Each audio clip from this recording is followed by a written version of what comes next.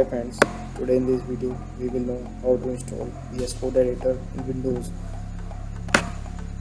So for downloading VS Code editor, just simply search VS Code download.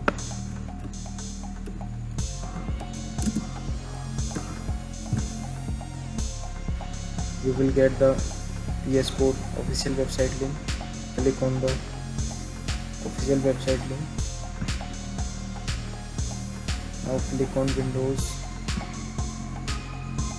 Here you can see the exe file is downloading.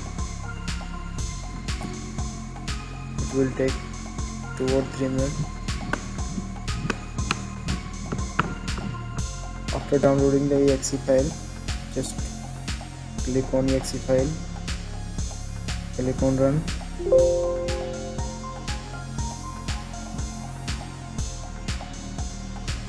I accept the agreement. I will change the path here. I will download it. Guys, you don't have any need to change your path. You can simply download. Click on next.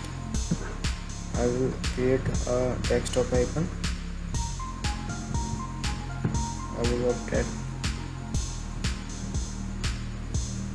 Click on next. Click on install.